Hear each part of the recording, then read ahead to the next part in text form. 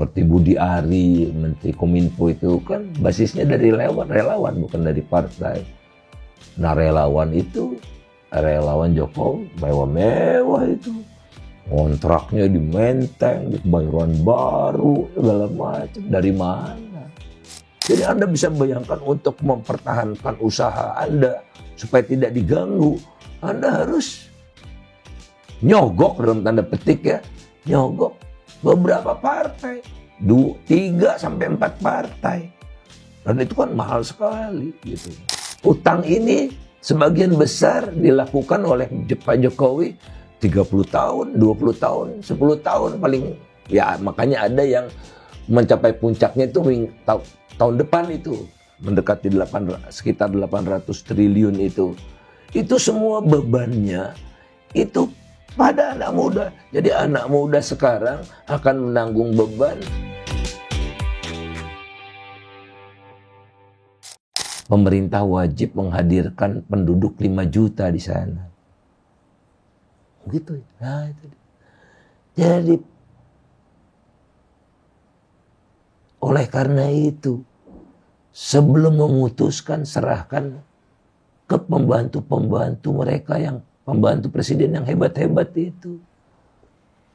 Makanya Pak Jokowi dulu tenang, gak perlu APBN karena itu tadi janji itu. Tapi ada terms and conditionsnya, syaratnya. Kalau Jokowi, saya mau bangun IKN, bangun gitu kan. Mau kereta cepat, bangun kereta cepat. Gara-garanya waktu ke China, oleh Xi Jinping diajak mencoba kereta cepat. Kita juga harus ada. Begitu prosesnya. Dan kenapa dia bisa begitu? Karena dia udah matikan oposisi. Hampir seluruh 82% kursi DPR mendukung pemerintah. Dia lemahkan KPK. Iya kan? Dia bikin macam-macam aturan, semua ada aturannya. Jadi autokratik legalism itu. Semua pakai aturan. Sampai aturan persyaratan umur segala macam. Diubah tapi pakai aturan. Nah itu legalistik legalism itu. Atau otoritarian ya. Seperti itulah. Jadi yang seharusnya dilakukan itu. Jadi kita tidak anti pindah ibu kota. Saya tidak anti.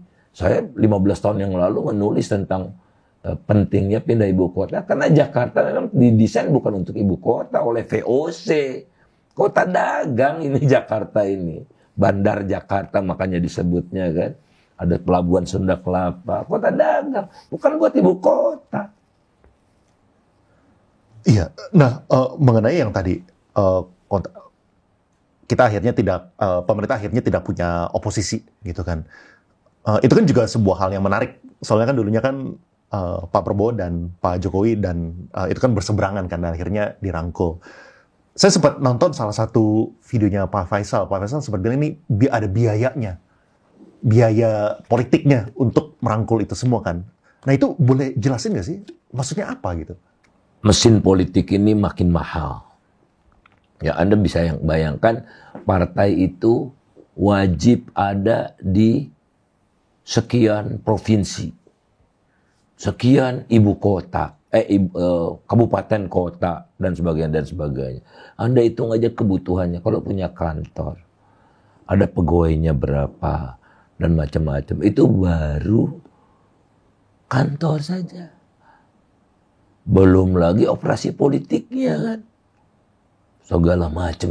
Saya juga pernah di partai dulu, tapi belum semahal ini. Saya salah satu pendiri Partai Amanat Nasional bersama dengan Pak Amin Rais, kita dirikan partai gitu. Jadi saya tahu benar gitu. Nah dulu tuh, oleh karena itu kita rapatnya itu di hotel bintang 3 gitu, kalau rapat pleno gitu ya. Keluar kota, ya, kelas ekonomi, gitu-gitu ya. Saya pernah menerima donasi dari salah satu perusahaan daerah Pejompongan. Ceknya dikasih ke saya 170 juta gitu ya. Tapi lively gitu, seneng gitu, kita senang gitu. Karena ongkos politik juga murah. Sekarang mana ada lagi cek 170 juta. Bahkan sekarang itu gitu. Pak Jokowi ini kan bukan pemimpin partai. Jadi pada dasarnya dia tidak punya partai. Tidak dibesarkan dari partai, sehingga dia tidak mau terlalu bergantung juga kepada partai. Dia bikin namanya partai hantu, namanya relawan. Relawan itu ya seperti Budi Ari, Menteri Kominfo itu kan basisnya dari relawan bukan dari partai. Nah relawan itu, relawan Jokowi mewah-mewah itu. Kontraknya di Menteng, di Kebayoran Baru, segala macam. Dari mana? Operasinya dari mana gitu. Jadi tambah mahal lagi. Karena harus mengandalkan pada kekuatan non-partai juga. Tidak bisa sepenuhnya mengandalkan pada partai. Jadi ada partai bayangan yang namanya relawan. Padahal relawan kan konsepnya, oke, volunteers itu ada event, kita jadi volunteers, event selesai kembali ke rumah masing-masing, kembali ke pekerjaan masing-masing. Kalau sekarang pekerjaan relawan itu pekerjaan, makanya minta jadi komisaris kan. Ini tidak menunggu pergantian presiden, udah terjadi pergantian komisaris di BUMN, udah banyak sekali relawan sudah mulai masuk. Apakah ini semua faktor dari biaya ongkos politik? Kan kalau nggak salah Pak Ridwan Kamil dan Pak Fahri Hamzah sempat bilang untuk jadi capres saja dananya tuh sampai 5 sampai 8 triliun gitu kalau nggak salah ya. Lalu untuk cagup tuh sekitar 20 sampai 100 miliar. Apakah ini semua faktor dari itu? Makanya ada ya quid pro quo lah kalau kayak gitu. You help me, I help you gitu akhirnya. Iya, oleh karena itu di-create lah proses yang bisa membuat lebih murah. Caranya kayak gimana? Contohnya, threshold, presidential threshold, no. Jadi kalau dia ada satu tokoh yang bagus, karismatik, nggak punya partai, dia bisa maju didukung oleh rakyat. Seperti ada fenomena di Kalimantan Barat ya. Bupati, kalau kita turun pesawat itu bukan Pontianak itu ibu kota Pemekaran itu. Jadi dia ketua umum salah satu partai cukup besar lah, menengah gitu. Tapi ketua umum partainya di Jakarta tidak merestui dia maju. Dia keluar dari partai itu, dia independen menang. Ibu-ibu yang mendukung dia, kekuatan rakyat, pakai crowdfunding, hadir waktu saya pelantikannya, hadir seolah-olah rakyat yang melantik mereka itu. Kan kantor belum ada, jadi bikin darurat lah itu. Tokoh-tokoh di Jakarta banyak yang hadir mendukung gerakan ini. Nah, gerakan itu pun dikandaskan. Saya juga pernah maju di Jakarta, independen masih bisa, ya, dan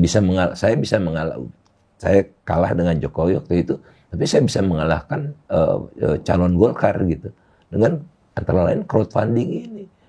Nah, itu dipersulit sekarang. KTP-nya harus banyak lah, hampir mustahil gitu. Jadi oligarki ini. Nah, pengusaha juga tidak mau berisiko kan. Mereka menanamkan investasi itu, melakukan investasi itu setidaknya agar bisnis mereka tidak diutik-utik, gitu kan. Harus ada backup politik. Jadi pola patron klien gitu, ya. Karena kalau zaman Pak Harto kan, ya mereka patronnya cuma satu, Pak Harto. Kalau sekarang tidak bisa mengandalkan satu partai karena diverse gitu political party kita. Pemenang pemilu itu nggak sampai 20%. Jadi Anda bisa bayangkan untuk mempertahankan usaha Anda supaya tidak diganggu, Anda harus nyogok dalam tanda petik ya, nyogok beberapa partai, 3 sampai 4 partai. Dan itu kan mahal sekali gitu kan. Ya, Luar biasa. Itu kan pasti kan ada dampaknya terhadap investment climate-nya juga kalau kayak gitu kan. Terutama buat perusahaan-perusahaan besar. Nah tapi gimana caranya perusahaan kita bisa besar yang heavily rely on pada government lisensinya. Makanya perusahaan-perusahaan yang besar ini bukan manufaktur. Nggak ada perusahaan manufaktur, less depend on government. Perusahaan yang besar itu adalah perusahaan sawit, perusahaan gula, rafinasi, kemudian batu bara yang ada lisensi negara gitu. Muncullah yang namanya oligarki itu. Daripada, kata si pengusaha ini, daripada saya mengemis-ngemis ke berbagai partai, kenapa saya nggak bikin partai sendiri aja? Maka pengusaha pada bikin partai juga gitu kan. Kalau jangan Pak Harto kan pengusaha nggak ada yang bikin partai. Jangankan bikin partai, usaha pun tidak ada. Jadi disiplin gitu. Nah ini yang rusaknya, yang bikin menjadi kian sangat mahal itu.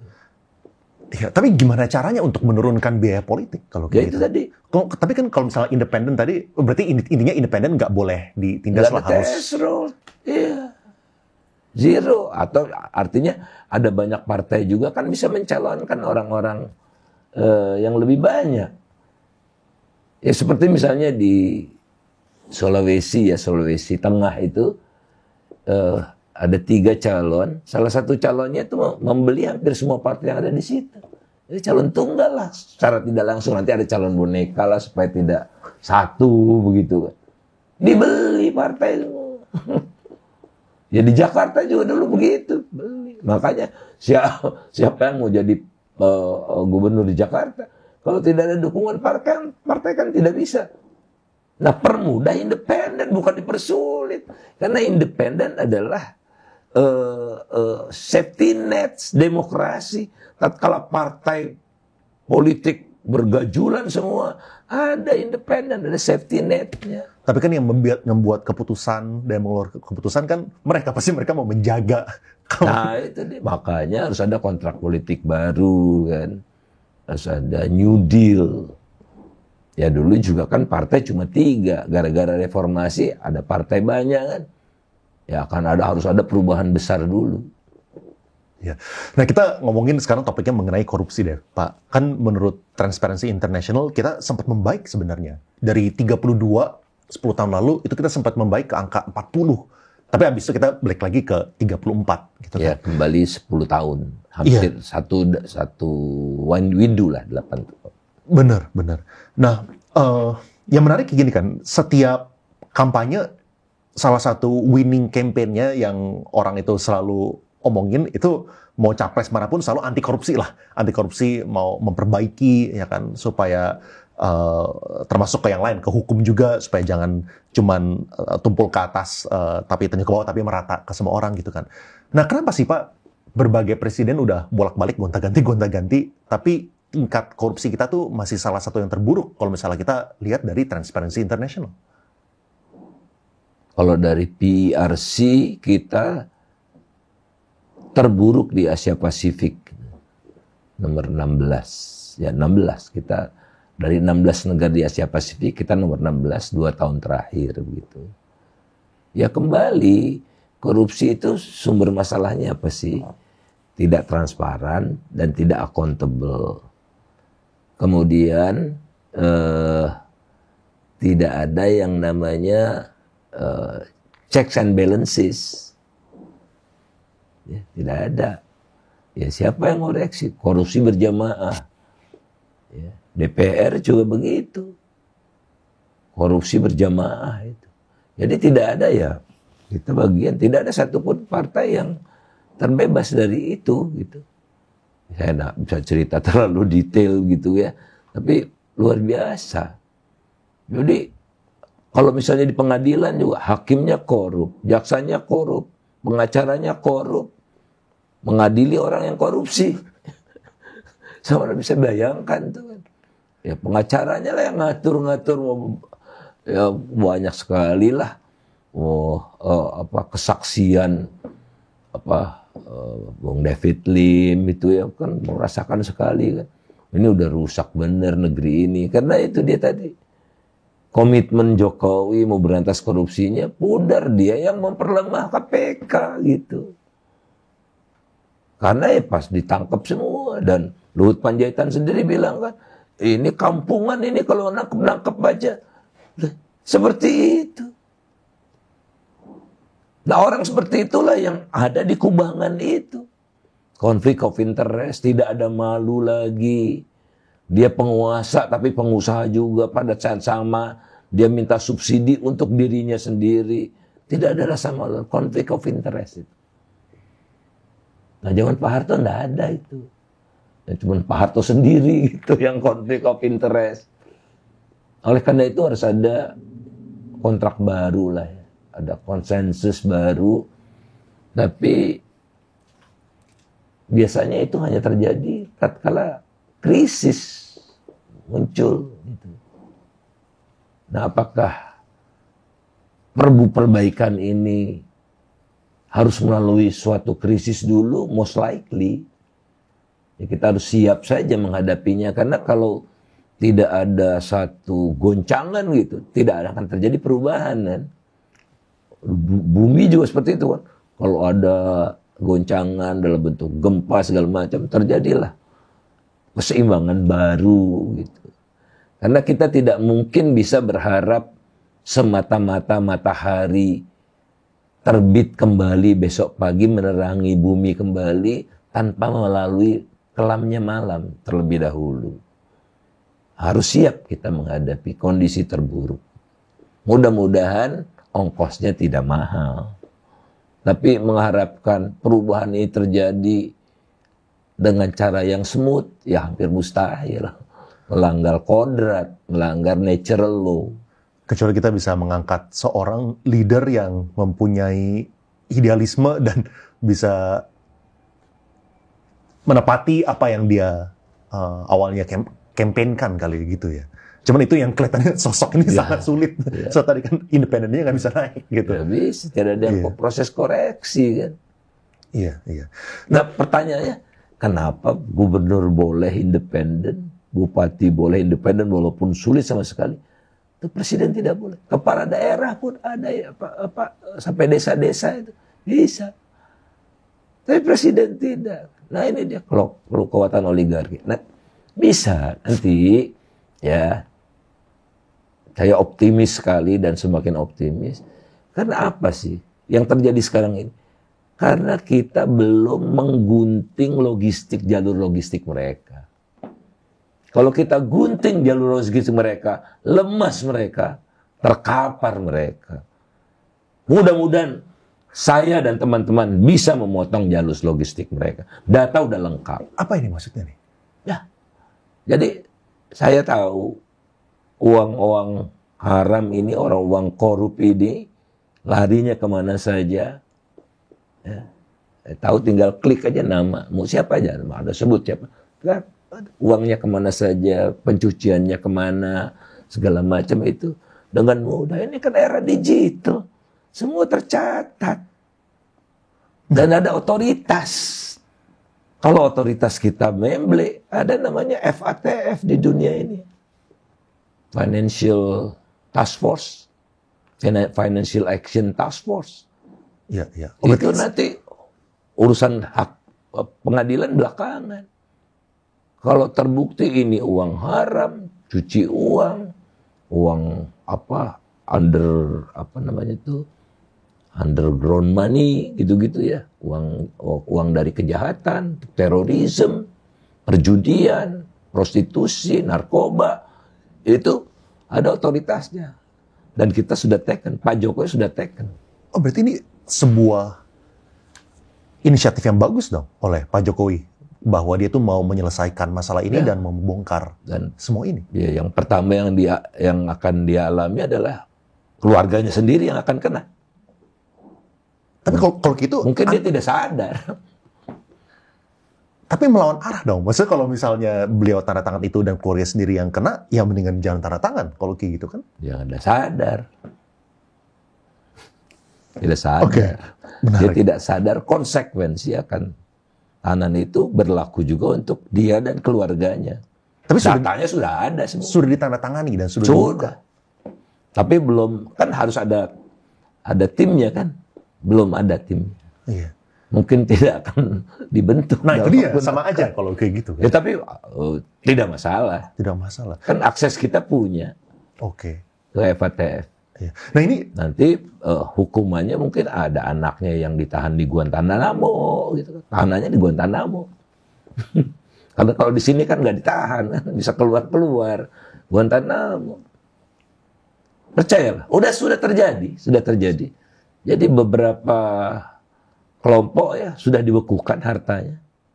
Sudah tapi dibekukan. nggak dipublikasikan. Maksudnya berita tentang yang ini. Ada suatu mekanisme lah ya. Ya ada dan yang dibekukan ini udah ngadu kemana-mana kok. Udah ketemu gitu ya. Itu ada pesantren di Jawa Barat itu apa namanya? Lupa saya namanya. Panji Gumilang itu siapa? Itu ya itu ada jenderal-jenderal uangnya di situ lah, cuci uangnya juga di situ. Udah dibekukan hartanya. Tanpa ada yang bisa menjelaskan bagaimana. Nah itulah konsekuensinya kita. Anda lihat beberapa oligarki itu harga sahamnya anjlok 70%. Ada kaitannya ke sana. Nah, Ya. Tapi mungkin bisa saya pengen, bikin stroke mereka. saya pengen nanya mengenai ini deh. Soalnya kan Pak Faisal kan. Lihat kan, misalnya saham-saham yang saya sebut, Iya. oligark itu terjun bebas kan. Ya akhirnya mereka akan lemas sendiri. Oke. Nah saya pengen nanya mengenai ini deh. Soalnya kan Pak Faisal pernah dilibatkan lah ya oleh Pak Mahfud kan saat beliau menjadi menteri mengenai kasus yang 349 triliun itu di Kementerian Keuangan. Saat itu kan meledak gara-gara kasusnya, aduh siapa sih itu namanya, yang papanya Mero Dendi itu, yang meledak gara-gara beliau lah itu, ya saya lupa namanya. Nah, tapi kan kesannya waktu dulu kita gembar-gemborkan, oh ada kasus 349 triliun atau berapa ratus triliun, itu kan memberi harapan ke orang-orang biasa seperti kita bahwa oh ini bakal ditegakin hukum. At least memberikan harapan lah bahwa kayaknya hukum bakal ditegakkan gitu kan, dan kita bakal mengarah ke negeri yang baik gitu. Tapi kayaknya kebiasaannya itu udah digembar-gemborkan, menghilang. Gembar-gemborkan, awalnya newsnya itu gede, habis itu nggak ada kelanjutannya gitu. Akhirnya buntutnya itu di mana gitu kan. Nah, kan Bapak kan kalau nggak salah sempat masuk ke bagian dari Satgas saat itu kan. Nah, kenapa sih itu nggak ada buntutnya?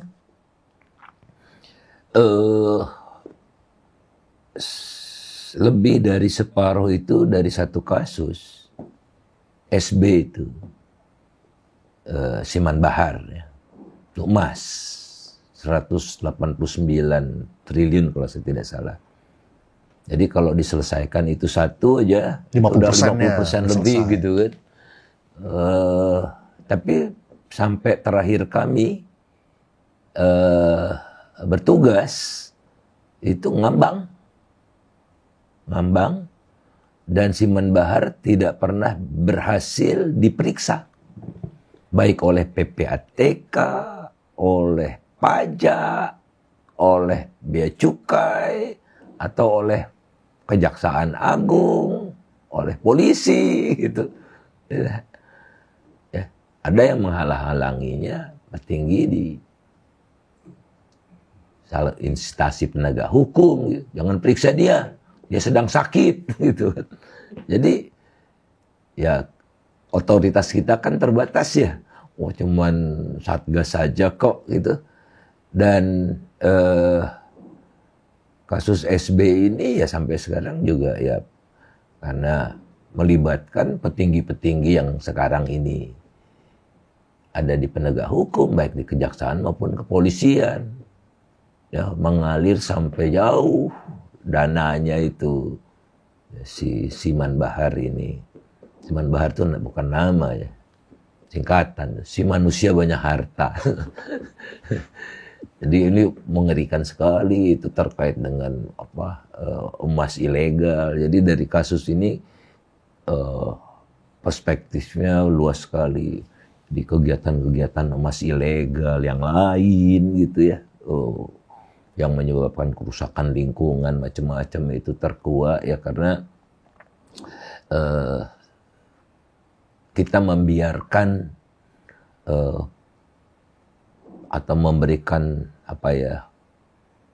secara tidak langsung keleluasaan gitu kepada penegak hukum ini sedemikian rupa sehingga ya penegak hukum ini jadi pembengkok hukum gitu. Jadi harus ada reform besar-besaran juga ya. Seperti dulu zaman Pak Harto itu pusing. Pak Harto loh, otoriter seperti itu. Frustrasi juga menghadapi bea cukai kan. Penyelundupan mobil mewah lah segala macam. Akhirnya diprivatisasi. Bea cukainya diserahkan kepada SGS waktu itu. Jadi kedaulatan kita udah kita limpahkan tuh ke SGS untuk ngurusin urusan-urusan bea dan cukai begitu ya. Dan ternyata berulang kembali bea cukainya makin gila juga sekarang. Alun itu sih pajak ya, tapi yang bea cukai kan banyak sekali kan. Dan ditunjukkan bodohnya mereka itu, ditunjukkan hasil korupsinya kan. Dan tidak ada yang bisa korupsi sebetulnya Mas Leon di Indonesia ini, di dunia ini. Semua tercatat. Kita bisa lihat lah. Saya kan sebutkan nama ya, siapa yang nyelundup biji nikel kan saya sebutkan namanya, nggak usah disebutkan lagi lah gitu. Karena ya yang memberikan informasi, saya kan bukan investigator segala macam, yang memberikan masukan, bocoran kepada saya kan orang-orang yang kredibel seperti sekarang setingkat menteri yang dia tidak bisa ngomong, tolong disampaikan kepada publik gitu-gitu. Ya ini yang bicara, yang pengaduan tentang siapa yang korupsi ini ya KPK yang memberikan masukan kepada saya juga memberikan masukan kepada KPK terkait. Jadi sampai tahun lalu, Bung Leon, itu masih terjadi penyelundupan biji nikel. Di statistik kan tidak ada. Jadi karena dilarang kan ekspor biji nikel itu sejak tahun 2020. Sehingga kalau Bung Leon lihat di data statistik, ya nihil. Tapi kan saya tidak kehabisan akal.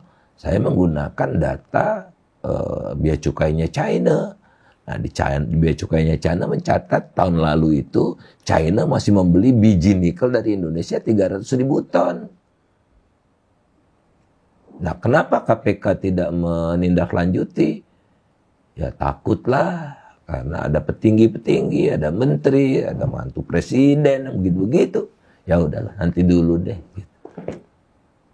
Ya itulah. Tapi Pak Faisal kan lumayan vokal mengenai hal ini kan. Dan yang lawan bicaranya ini yang divokalkan ini kan orang-orang yang powerful gitu kan. Pernah dapat threat nggak sih? Dan juga merasa kayak, waduh, Faisal jangan dong ngomong ini lagi, kalau nggak gue apain gitu misalnya. Ya itu risiko lah ya, macam-macam sih ya, tapi ada juga yang saya ajak dialog atau saya diajak dialog. Dengan Pak Luhut, saya kritik banyak Pak Luhut, diundang ke rumahnya saya datang. Dan akhirnya kesimpulannya, semua yang saya katakan tidak bisa dia patahkan. Semua yang dia katakan bisa saya patahkan. Dan akhirnya Pak Luhut mengatakan, wah kalau gitu smelter itu untungnya besar sekali ya. Itu.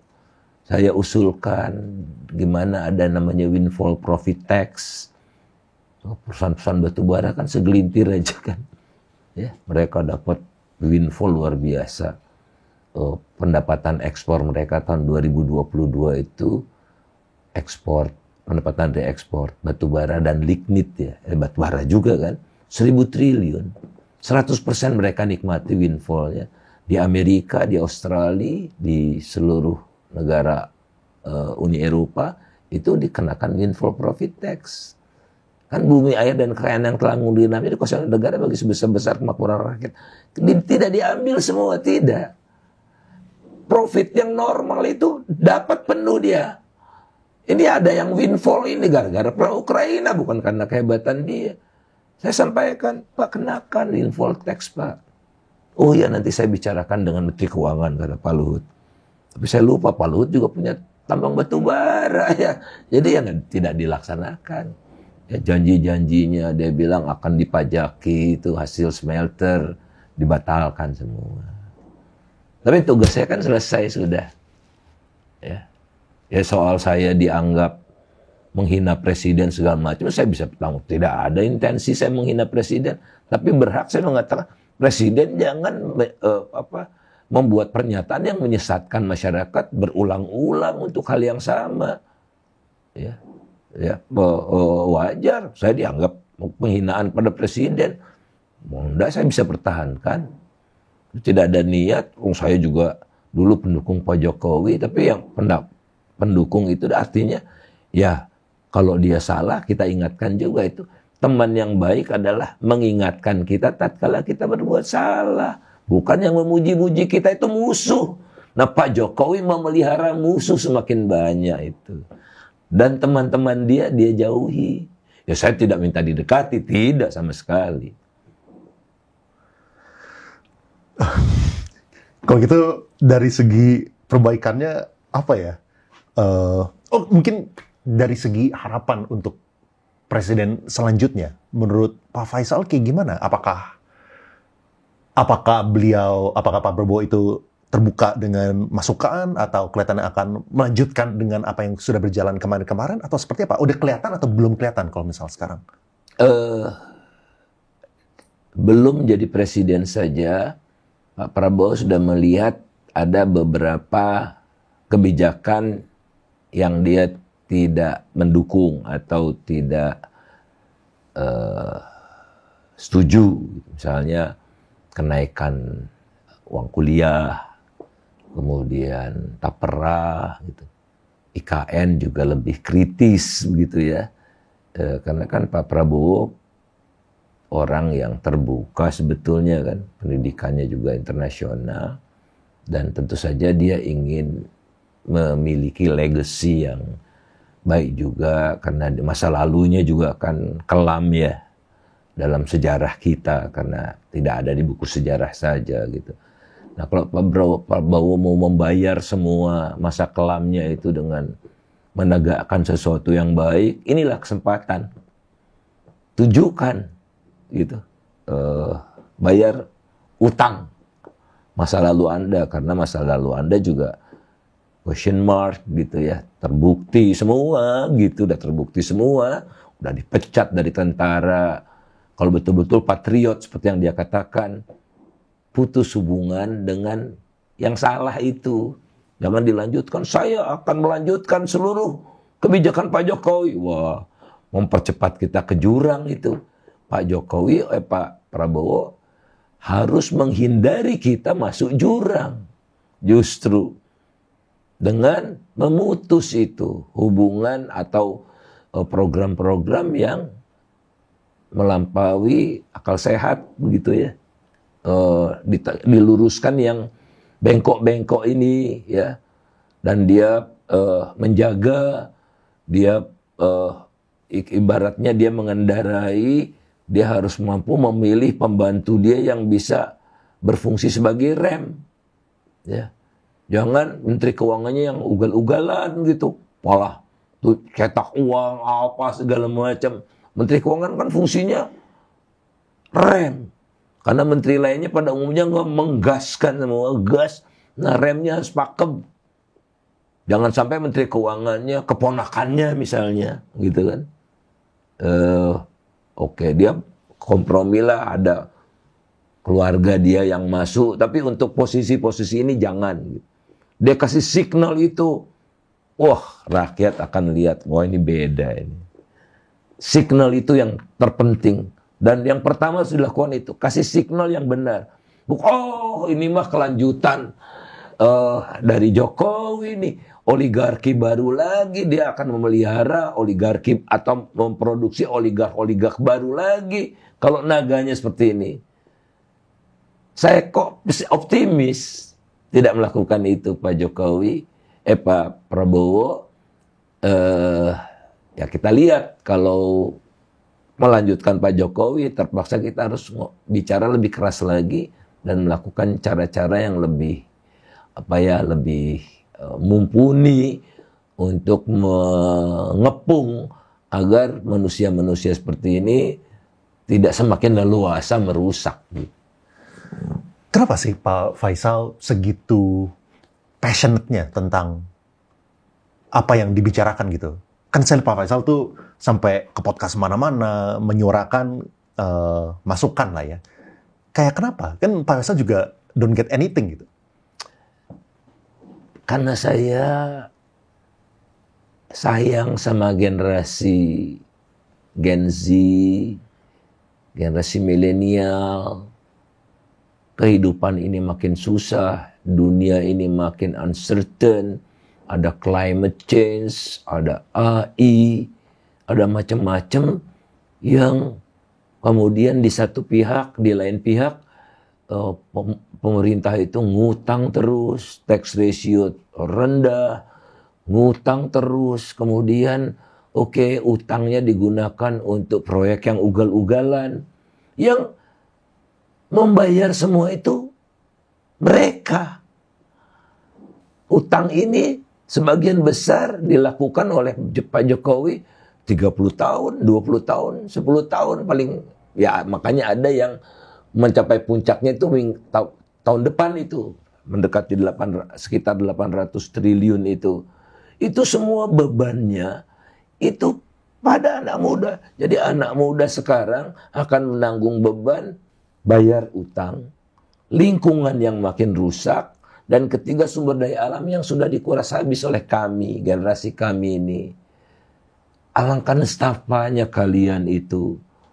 Oleh karena itu sebetulnya yang harus berkuasa, bersuara lantang generasi muda ini. Nah saya mencoba untuk dialog dengan mereka gitu. Ini loh tantangan yang kalian hadapi. Oleh karena itu, ayo jangan diam saja, bersuaralah. Ya karena generasi kami ini bentar lagi juga selesai, habis gitu. Bicaranya pun sudah serak gitu kan. Bentar lagi habis. Jadi tanamkanlah nilai-nilai baru, core value tadi,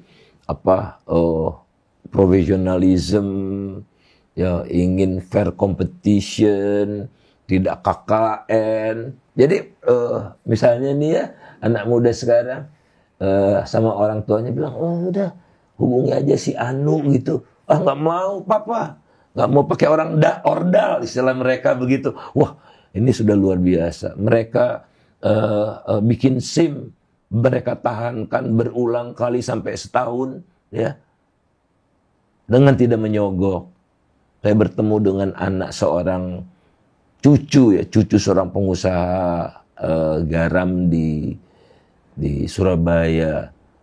Ibunya, jadi anaknya masih muda, ibunya mengatakan gini, nak percayalah. Walaupun banyak polisi bobrok, tapi masih ada polisi yang baik. Dan kamu akan menemukan nanti. Ketemu tuh polisi yang baik sehingga dia SIM-nya bisa selesai gitu, tanpa menyogok. Itu luar biasa. Itu. Nah, seraya kita juga membangun satu sistem yang membuat polisi, TNI kita ya dapat hak yang pantas. Ya, mereka sudah menggunakan jiwa dan raga mereka untuk melindungi, ya gajinya yang pantas dong, nggak ngontrak lagi tentara begitu kan. Mereka kan lihat ini reformasi, ini sipil-sipil tambah kaya, kita masih rumahnya reot, ya itu menimbulkan masalah itu. Jadi harus ada the deal of the century, antara civilian dengan military, dengan polisi gitu ya. Jangan lihat gitu ya, sebel mereka lama-lama kan untuk iri, atau mereka jadi ya satpamnya orang-orang kaya itu kan tidak boleh seperti itu. Mereka kan pengayom, harus. Tapi ini masalah, bukan masalah kita aja di berbagai di Amerika juga polisinya udah mulai mukul-mukulin di Inggris juga gitu ya. Jadi memang kita sedang mengalami turbulensi, dan oleh karena itu perkuat nilai-nilai inti kita itu yang universal sifatnya. Solidarity juga kan. Kemudian karena generasi sekarang menurut saya generasi unggul sekali. Mereka punya apa yang namanya tuh networking gitu. Dari mulai saya kan ke kampus-kampus, saya lihat ada di salah satu universitas swasta ya di Jogja kalau saya nggak salah itu, tim bikin mobil listrik gitu dari berbagai fakultas gitu. Menarik sekali. Zaman saya dulu dari SD sampai perguruan tinggi tidak ada tugas kelompok, itu tidak ada. Tugasnya individu semua. Jadi agak susah memang generasi kami untuk kerjasama. Tapi generasi sekarang networking, saya lihat dari berbagai lulusan berbagai universitas ya, bertemu gitu dengan teman-teman. Oh ternyata mentornya kawan kuliah saya gitu. Tapi dia mentori lulusan dari berbagai perguruan tinggi gitu. Ih keren deh gitu. Ada nilai-nilai yang unggul yang dimiliki oleh mereka itu. Dan wawasan mereka ke depan luar biasa. Saya dialog tentang apa macam-macam begitu ya, tentang climate change, tentang resource curse, tentang corruption gitu. Ya besok saya diundang, tapi ya saya pas nggak bisa gitu oleh salah satu universitas bicara tentang korupsi begitu ya. Keren gitu. Ya tidak, kalau saya waktunya masih kosong, saya akan semaksimal mungkin berdialog terus oleh mereka, membangun harapan juga dengan mereka gitu. Mereka harta yang tidak ternilai yang kita miliki ini, dan tidak semua punya. Dan ini masa mereka itu cuma sampai 2030 gitu ya. Udah begitu nanti udah mulai aging kitanya. Sekarang mereka mau di lapisan terbesar. Nah tugas kita lah bersama untuk create suatu environment dalam bentuk apa? Lapangan kerja yang bermutu buat mereka. Bukan online, ojek online aja gitu ya. Tapi yang bermutu, sayang resources yang energik dan lebih berpendidikan tentu saja dibandingkan dengan generasi saya ya. Jauh lebih berpendidikan mereka. Nah, manfaatkanlah ini. Nah, kalau oleh karena itu mereka harus diberikan ruang yang lebih besar untuk mewujudkan kreativitas mereka, iklim yang kondusif gitu ya, untuk mereka berkiprah mengisi opportunity yang ada, seraya mereka juga sigap untuk menghadang ancaman-ancaman yang mereka hadapi. Ya. Beri mereka keleluasaan untuk berkiprah itu. Jangan ini mereka parah, payah gitu, enggak. Oh mereka apatis, enggak. Kalau saya tidak melihat mereka apatis, enggak. Ya, mereka lah tunas-tunas yang sedang merekah gitu ya. Cahayanya ceria, hijau ceria kalau daunnya gitu ya. Memberikan optimisme yang luar biasa buat negeri ini. Negeri ini sangat besar, ya. Sangat besar. Penduduknya besar, unik tadi, beragam, bineka tunggal ika. Keanekaragaman itu justru sesuatu betul untuk membentuk satu masyarakat yang istilah Joseph Stiglitz di bukunya yang terbaru tuh Road to Freedom itu, good society. Nah, good society lah. Kalau usah pakai embel-embel, good society. Ya, semoga diskusi kita bisa didengar sama orang-orang yang tepat dan bisa menjadi masukan lah ya. Soalnya ya tadi kan supaya Indonesia bisa lebih maju, tentunya yang mendorong ekonomi juga ya, generasi yang baru yang akan masuk ke workforce. Itu kan kita kan tentunya berharap mereka tidak patah semangat gara-gara mereka ngelihat oh yang bisa naik cuman yang punya koneksi, yang punya ordal, yang punya ini, dan ujung jadi korupsi juga. Ya kita berharap mereka nggak ngeliat situ, tapi mereka bisa berkompetisi dengan fair gitu kan. Dan kalau misalnya itu terjadi kan juga orang asing yang mau investasi pun juga jadinya nggak takut gitu. Betul. Iya, tentunya saya berharap juga hal yang sama.